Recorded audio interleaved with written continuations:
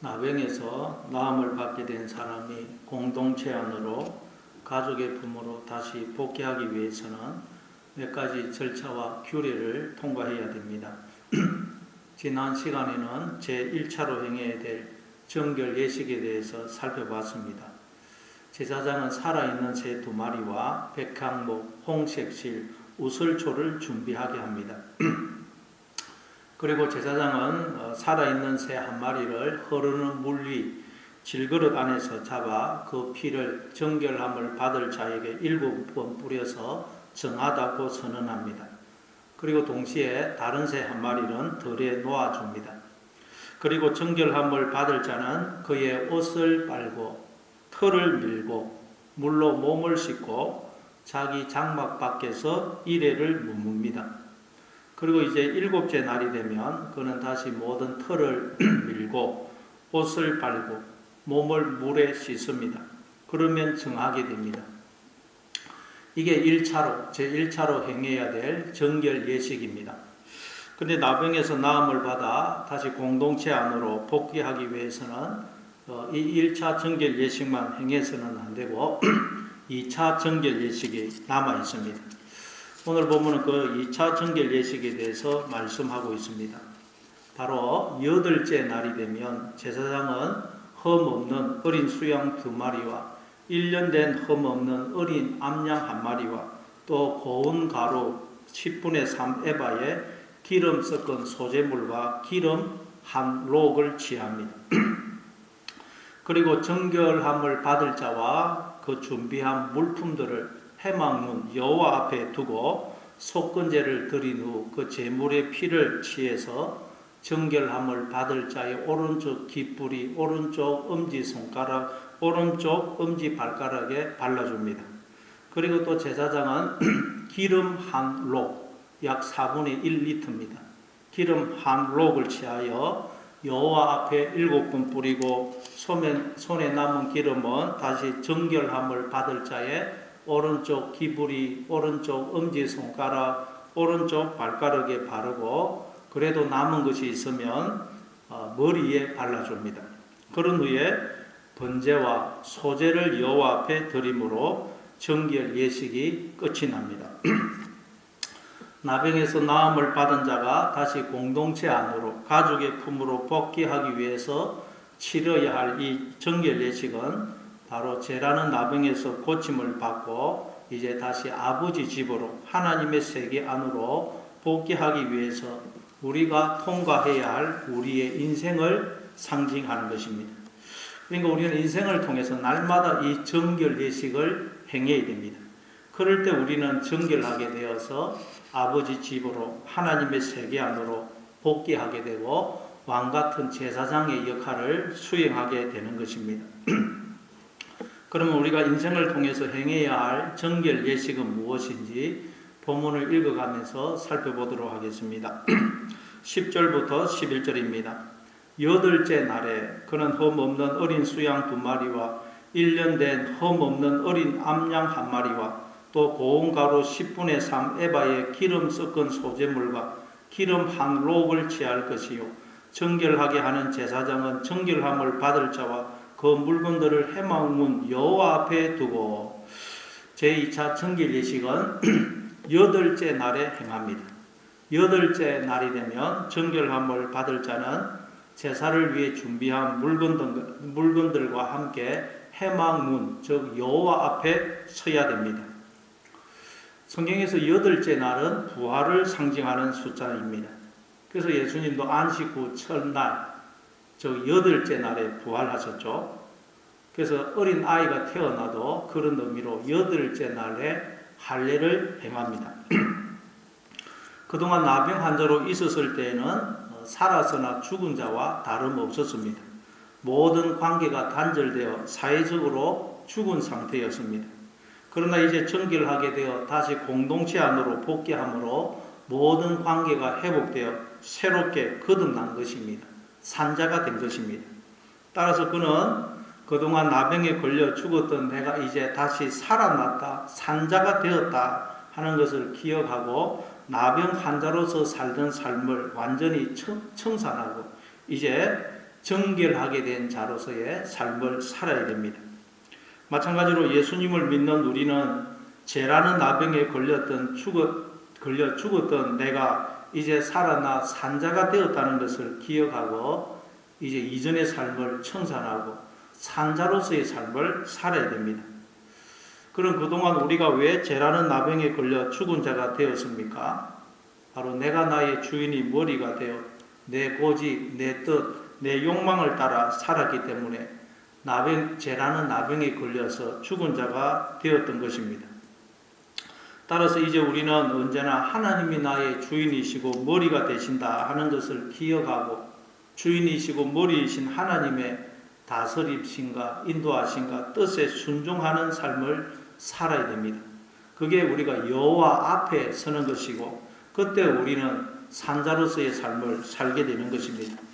그래서 창세기 2장 2절 3절에 보면 하나님이 그가 하시던 일을 일곱째 날에 마치시니 그가 하시던 모든 일을 그치고 일곱째 날에 안식하시니라.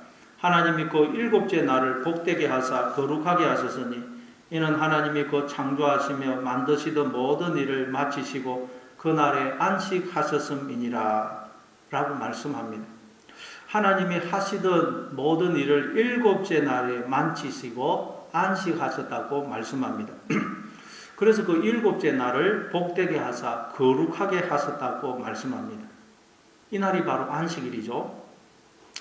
마찬가지로 하나님은 우리에게 행하시려는 일을 다 마치시고 우리 안에서 안식하기를 원하십니다. 그럼 하나님이 우리에게 행하시려는 일은 무엇이겠습니까? 바로 하나님이 우리의 주인이 머리가 되셔서 우리를 온전히 다스리시는 것입니다. 즉 우리가 하나님을 주인으로 머리로 영접하고 주인 되신 하나님의 다스림과 인도하심과 뜻을 온전히 받아들이고 순종하게 되는 것을 말합니다. 그러면 우리의 모든 인생의 날들이 하나님이 주인이 되어 다스리시는 복되고 거룩한 안식일이 되는 것입니다. 즉 우리의 인생의 모든 날들이 8째 날이 되는 것입니다. 그래서 정결함을 받을 자는 이제 마지막으로 8째 날에 해망문 여호와 앞에 서는 것입니다. 따라서 우리도 날마다 여호와 앞에 서야 됩니다. 즉 하나님이 나의 주인이시고 머리이시다 하는 것을 늘 기억하고 주인이신 머리이신 하나님의 그 뜻에 전적으로 순종하는 삶을 살아야 됩니다. 그게 여호와 앞에 서는 것이고 그때 우리는 8째 날로 상징되는 부활의 날, 즉 거룩하고 복된 안식일을 살게 되는 것입니다. 창세기 17장 1절입니다. 아브라함이 99세 때에 여호와께서 아브라함에게 나타나사 그에게 이르시되 나는 전능한 하나님이라 너는 내 앞에서 행하여 완전하라. 하나님께서 아브라함에게 나타나셔서 나는 전능한 하나님이다. 그러니 너는 내 앞에서 행하여 완전하라고 하십니다. 하나님은 자신을 두고 나는 완전한 하나님이다. 그래요. 완전한 하나님. 전능한 하나님이다. 라고 말씀합니다. 이게 무슨 의미일까요? 나는 전능한 하나님이다. 이 말은 하나님은 힘이 세시고 능력이 많으셔서 못할 것이 없으신 분이다. 그런 의미일까요? 물론 그런 의미도 있을 것입니다.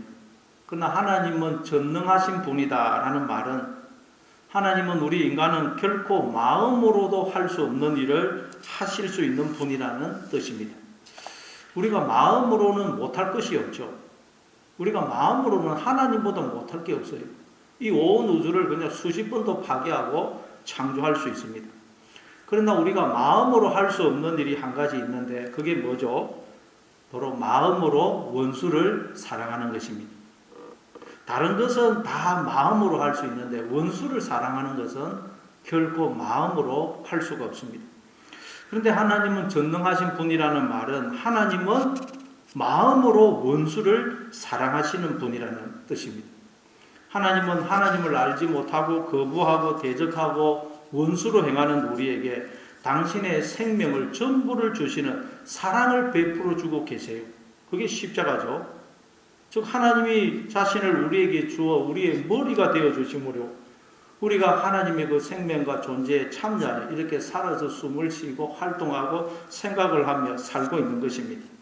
그런데 그동안 우리가 하나님을 몰아내고 내가 나의 주인이 머리가 되므로 머리이신 하나님이 몸이 없었어서 안식을 누릴 수가 없었었고 우리도 머리가 없어서 안식을 누릴 수가 없었던 것입니다. 따라서 나는 전능한 하나님이다. 그러니 너는 내 앞에서 행하여 완전하라는 말은 내가 너의 주인이고 머리야. 그러니 너는 머리 나의 다스림과 뜻을 받아들이므로 머리를 가진 산자로 행해라 라는 의미인 것입니다. 이게 정결함을 받을 자가 8째 날에 여호와 앞에 서는 것의 의미입니다.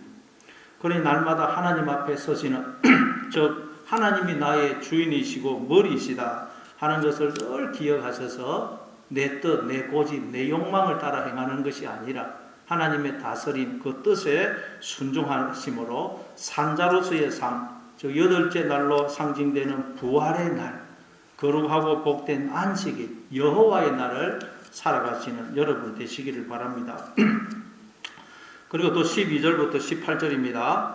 어린 수양 한 마리를 가져다가 기름 한 록과 아울러 속건제로 드리되 여호와 앞에 흔들어 요제를 삼고 그 어린 수양은 거룩한 장소 곧 속죄제와 번제물 잡는 곳에서 잡을 것이며 속건제물은 속죄제물과 마찬가지로 제사장에게 돌릴지니 이는 지극히 거룩한 것이니라. 제사장은 그 속건제물의 피를 취하여 정결함을 받을 자의 오른쪽 기부리와 오른쪽 엄지 손가락과 오른쪽 엄지 발가락에 바를 것이요 제사장은 또한 그 록에 기름을 취하여 자기 왼쪽 손바닥에 따르고 오른쪽 손가락으로 왼쪽 손에 기름을 찍어 그 손가락으로 그것을 여호와 앞에 7번 뿌릴 것이요 손에 남은 기름은 제사장이 정결함을 받을 자의 오른쪽 기부리와 오른쪽 엄지 손가락과 오른쪽 엄지 발가락 꼭 속건제물의 피 위에 바를 것이며 아직도 그 손에 남은 기름은 제사장이 그 정결함을 받는 자의 머리에 바르고 제사장은 여호와 앞에서 그를 위하여 속죄하고.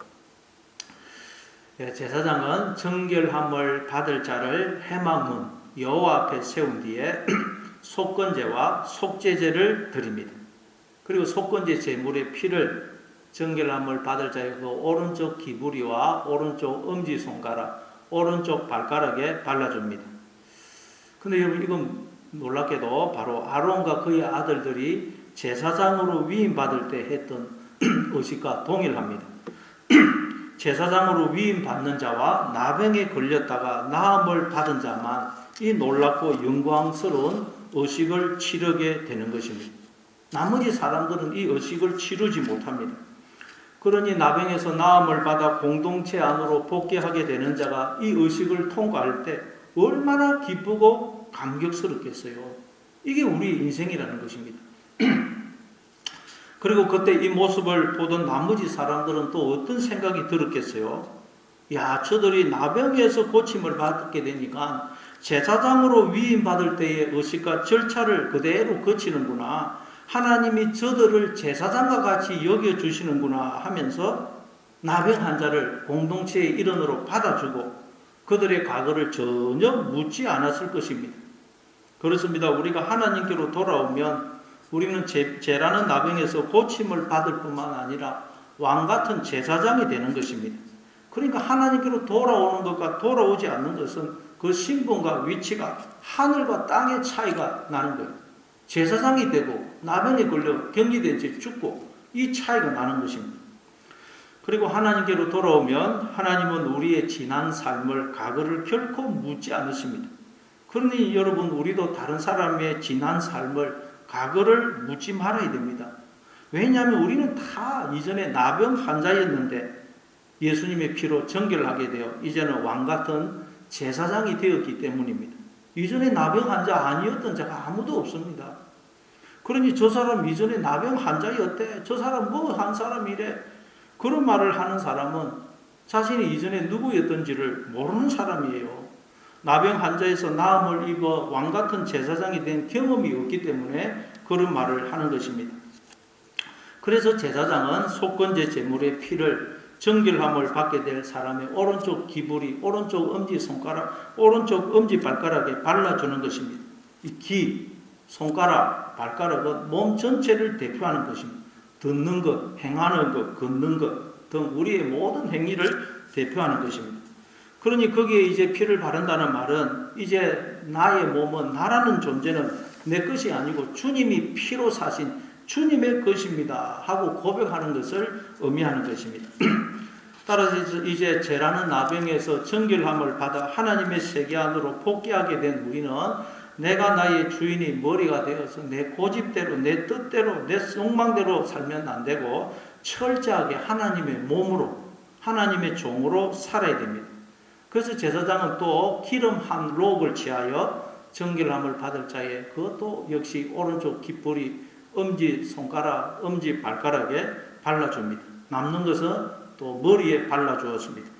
이제는 주님의 몸으로서, 주님의 종으로서 머리이시고 주인이신 하나님의 다스림과 뜻에 전적으로 순종하며 살겠습니다 라는 고백인 것입니다. 로마서 4장 7절 9절입니다. 우리 중에 누구든지 자기를 위하여 사는 자가 없고 자기를 위하여 죽는 자도 없도다. 우리가 살아도 주를 위하여 살고 죽어도 주를 위하여 죽나니 그러므로 사나 죽으나 우리가 주의 것이로다. 이를 위하여 그리스도께서 죽었다가 다시 살아나셨으니 곧 죽은 자와 산 자의 주가 되려 하심이라. 이제 우리는 살아도 주를 위하여 살고 죽어도 주를 위하여 죽는 인생이 되었다는 것입니다. 즉 내 인생은 없어졌다는 것입니다. 내가 내 인생의 주인이 되어 나를 위해 살던 인생은 이제 없어졌습니다. 그럼 우리는 이런 생각을 할 수 있습니다. 그럼 내 인생은 뭐란 말이냐? 하나님이 치사하게 우리를 불러서 자기만 좋고 우리는 아무것도 아니고 그러면 나는 뭐란 말이냐? 이런 생각이 들 수 있어요. 우리가 하나님의 영광을 위해 산다는 것을 이렇게 오해하시는 분들이 있습니다.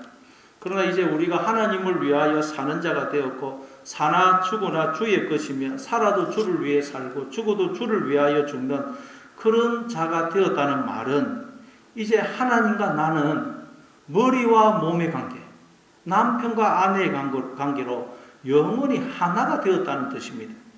즉 전에는 우리가 머리가 없는 몸으로서 행했습니다.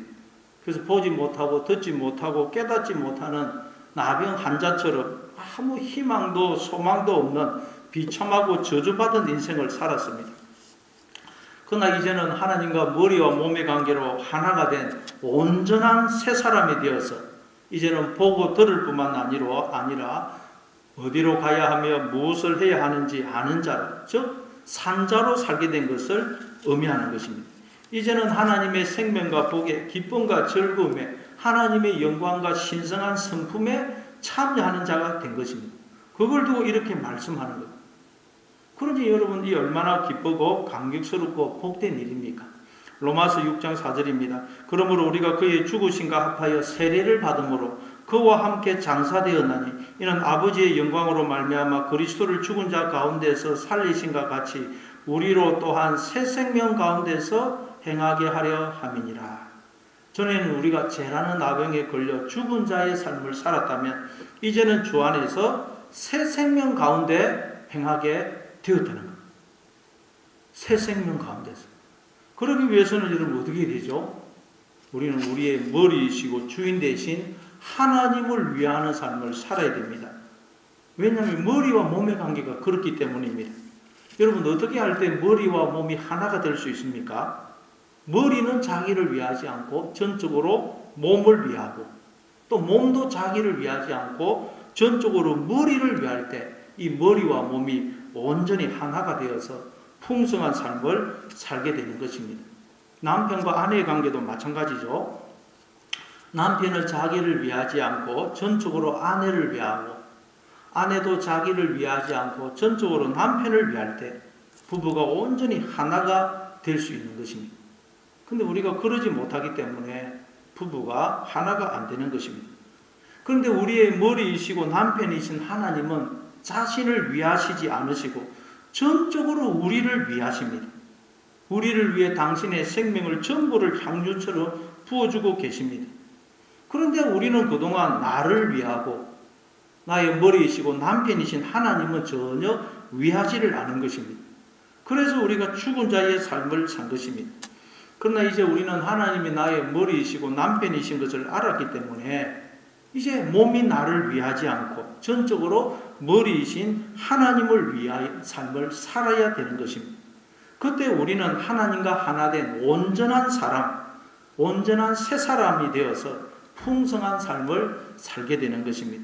그걸 두고 우리가 살아도 주를 위하여 살고 죽어도 주를 위하여 죽나니 그러므로 사나 죽으나 우리가 주의 것이로다. 그러는 거예요. 우리는 이제 주님의 것입니다. 주님은 우리의 것이고. 그래서 제사장은 정결함을 받을 자의 오른쪽 깃뿌리와 오른쪽 엄지손가락, 오른쪽 발가락에 그 제물의 피와 또 그리고 기름을 발라주는 것입니다. 그러니 여러분도 날마다 주님의 피와 그 기름, 즉 성령을 여러분의 귀와 손가락과 발가락과 머리에 바르시기 바랍니다. 즉 나는 주님의 피로 사신 주님의 소유다. 주님의 몸이고 주님의 신부다. 그래서 하나님은 언제나 자신을 위하시지 않고 나를 위하신다. 그러니 나도 이제부터는 나를 위하지 않고 머리 대신 주님을 위한 삶을 살겠다 결심하고 나를 위해 살던 죄라는 나병에 걸려 살던 그 죽은 자의 삶을 청산하시기 바랍니다. 이처럼 나병에서 정결함을 받게 되는 자는 이제 나병 환자로 살던 이전의 삶을 다 버려야 돼요. 완전히 새로운 삶을 살아야 됩니다. 이제 주인이 달라졌거든. 지금까지 나병 환자로 살 때에는 모든 책임과 역할에 의해서 면제되었습니다. 그야말로 내 마음대로 살았습니다. 아침에 일찍 일어날 필요도 없고 뭐 학교에 갈 필요도 없고 세수를 할 필요도 없고 옷을 갈아입을 필요도 없고 일을 할 필요도 없었습니다. 그냥 자고 싶으면 자고 일어나고 싶으면 일어나고 먹고 싶으면 쓰레기장을 뒤져서 남이 먹다 버린 쓰레기 주워 먹었으면 되었습니다. 아무도 간섭하거나 잔소리하는 사람이 없었어요. 남편으로서의 역할, 아내로서의 역할을 안 해도 되고 아내의 잔소리를 듣지 않아도 되었습니다. 어떻게 보면 굉장히 자유롭습니다.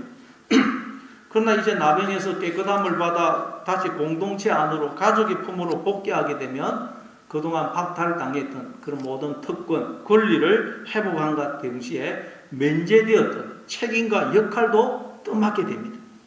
아버지의 역할, 아내의 역할, 공동체의 일원으로서의 책임과 역할을 떠맡아야 됩니다. 일이 많아지고 신경 쓸 일이 많아집니다. 규칙적인 생활을 해야 됩니다. 수고해야 됩니다. 섬기고 봉사해야 됩니다.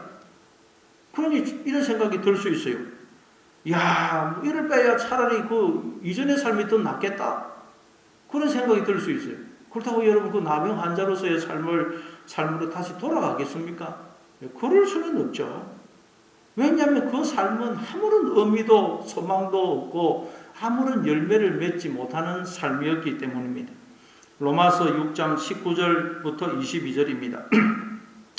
너희 육신이 연약함으로 내가 사람의 예대로 말하노니 전에 너희가 너희 지체를 부정과 불법에 내주어 불법에 이른 것 같이 이제는 너희 지체를 의에게 종으로 내주어 거룩함에 이르라. 너희가 죄의 종이 되었을 때에는 의에 대하여 자유로웠느니라. 너희가 그때 무슨 열매를 얻었느냐? 이제는 너희가 그 일을 부끄러워하나니 이는 그 마지막이 사망임이라. 그러나 이제는 너희가 죄로부터 해방되고 하나님께 종이 되어 거룩함에 이르는 열매를 맺었으니 그 마지막은 영생이라.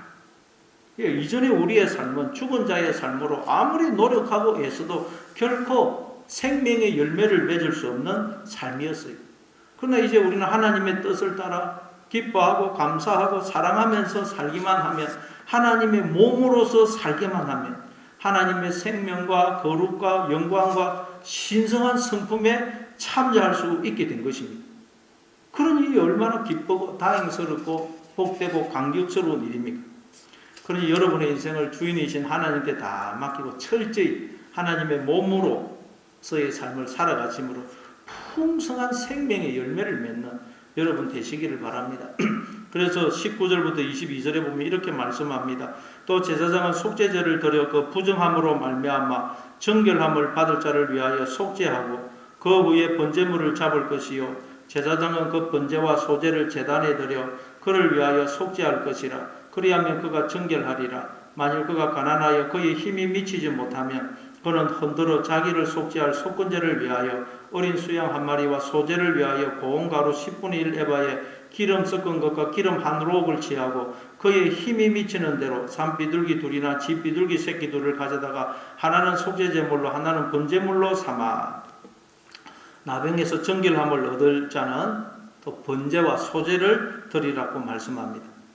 번제는 모든 것을 태워드리는 제사로 내 생명을, 내 인생을 주인 되신 하나님께 돌려드리는 걸 말합니다. 향유처럼 부어드리는 것을 의미합니다. 이게 우리가 드려야 될 영적 예배죠. 그리고 소제는 하나님께 드리는 감사의 제사입니다. 그게 이 번제와 소제, 영적 예배와 감사, 이것이 우리가 정결케 되기 위해서 통과해야 될, 살아야 될 인생이라는 의식이고 절차고 규례라는 거예요. 날마다 내 인생을, 내 생명을, 내 전부를 하나님께 드리고 그 하나님의 은혜와 사랑에 감사하는 것. 이게 여러분 우리가 정결케 되기 위해서 통과해야 될 인생이라는 규례고 절차라는 것입니다. 그런데 그 힘이 미치는 대로 하나님께 드리라고 말씀해요. 그 힘이 미치는 대로. 여러분 그동안 개인나 쓰레기장에서 살던 자가 무슨 돈이 있겠습니까? 그러나 하나님은 힘이 미치는 대로 하라고 말씀합니다. 힘이 미치는 대로. 이건 뭘 의미합니까? 내 인생을, 내 생명을, 나의 전부를 주인 되신 하나님께 돌려드리라는 말이요. 또한 게으르지 말고 열심을 품고 주님을 섬기라는 말씀이에요. 왜냐하면 우리의 수고가 이제 주 안에서 헛되지 않게 되었기 때문에. 저는 모든 수고가 헛되었는데 이제는 우리의 수고가 헛되지 않게 되었습니다. 이제 우리는 주님의 몸으로서 움직이면 움직일수록, 손을 내밀면 내밀수록, 밥그릇을 한 걸음이라도 내디디면 내디딜수록 그만큼 하나님의 생명과 복과 거룩과 영광과 하나님의 신성한 성품에 참여하게 되고 풍성한 생명의 열매를 맺는 삶을 살게 된 것입니다. 가만히 있으면 그만큼 손해인 것입니다. 하나님이 전적으로 나를 위하듯이 오직 하나님을 위한 삶을 사심으로 하나님과 머리와 몸의 관계로 온전히 하나된 온전한 새 사람, 그런 새 사람으로서의 풍성한 열매를 맺는 그런 삶을 살아가시는 여러분 다 되시기를 바랍니다.